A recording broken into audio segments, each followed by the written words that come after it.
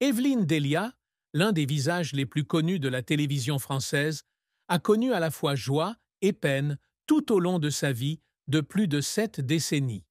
Sa plus grande tristesse fut peut-être le décès soudain de son mari bien-aimé, Philippe Maraninchi, le 11 avril 2017, 4 jours seulement avant leur 51e anniversaire de mariage. Philippe était non seulement son partenaire de vie, mais aussi son pilier spirituel, qui l'a accompagné à travers tous les hauts et les bas pendant plus d'un demi-siècle. Cette perte a laissé un vide incompressible dans le cœur d'Evelyne, qui a toujours été privée de sa vie personnelle, mais ne pouvait cacher sa douleur lorsqu'elle parlait de son mari.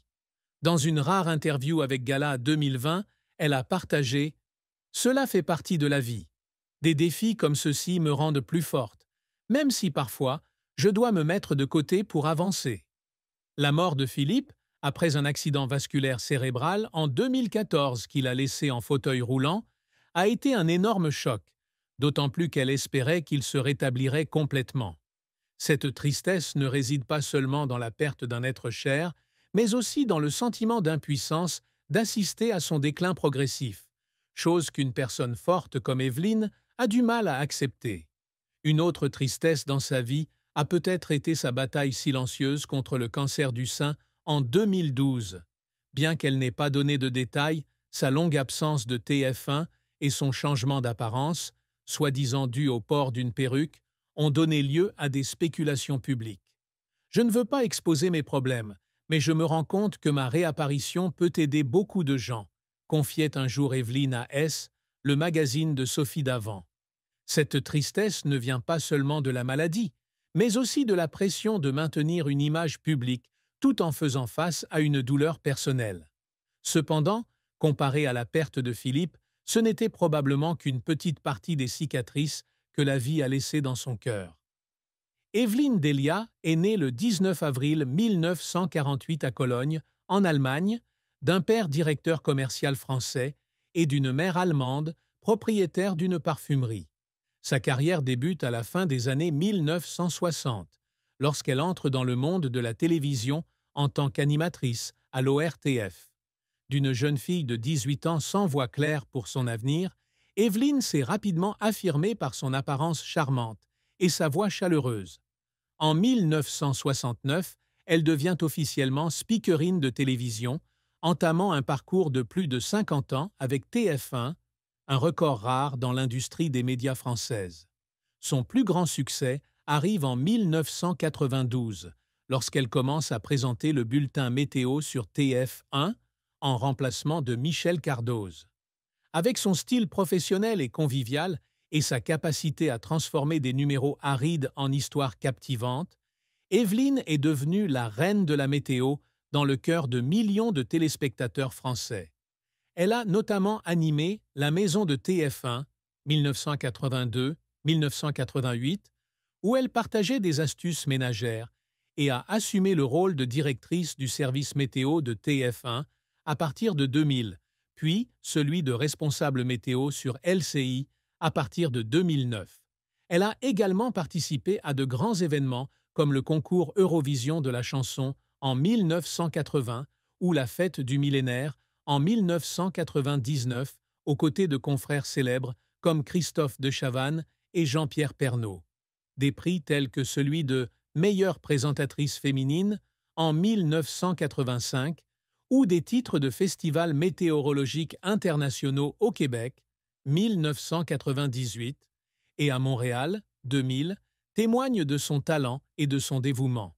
En particulier, l'introduction de la première météo sensorielle en France, en 2012, a marqué une avancée technologique dans sa carrière, affirmant sa position pionnière dans le domaine de la météorologie télévisée. Cependant, la carrière d'Evelyne n'a pas toujours été de tout repos. Le plus grand revers a été lorsqu'elle a dû quitter temporairement les ondes en 2012 en raison d'un cancer du sein. Bien que non publique, son absence prolongée lui faisait craindre de perdre le poste qu'elle occupait depuis des décennies. De retour en perruque et sourire forcé, elle avouait dans C'est à vous que c'était la période la plus difficile. « Je ne veux pas qu'on ait pitié de moi, mais je dois faire de gros efforts pour tenir bon. » Des larmes ont peut-être été versées en silence alors qu'elle faisait face à la pression de maintenir une image publique parfaite. Une autre fois, la mort de Philippe en 2017 l'a également amenée à faire une pause dans son travail, et comme le dit son collègue Louis Baudin de Paris Match, elle n'en a rien laissé paraître, mais tout le monde savait de quoi elle souffrait.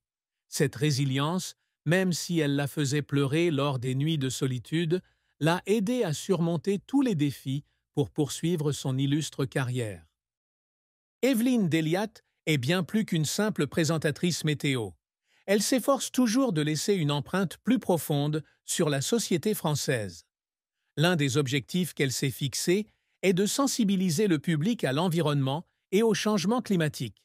En 2007, elle publie le livre « C'est bon pour la planète » Kalman Levy, partageant des modes de vie durables et respectueux de la nature.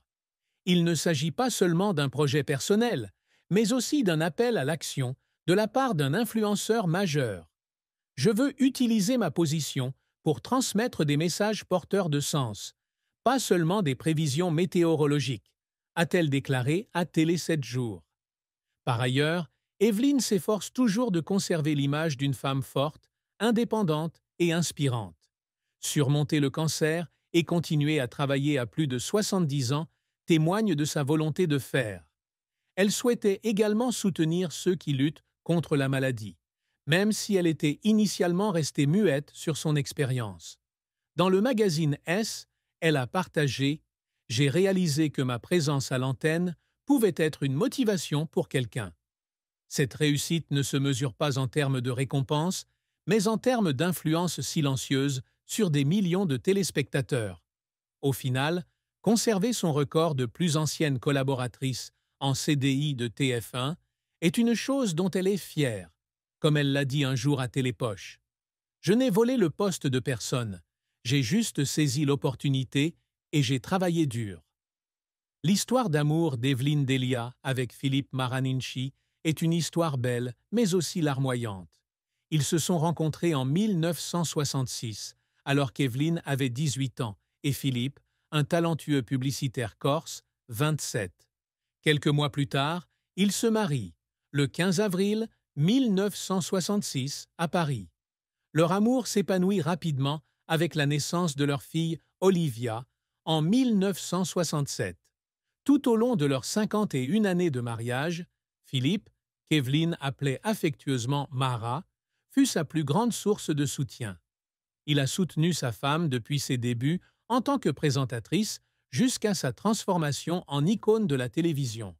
Une amie d'Evelyne confiait un jour à Paris Match « Philippe est son roi, son pilier irremplaçable. » Cependant, leur mariage n'a pas été sans chagrin.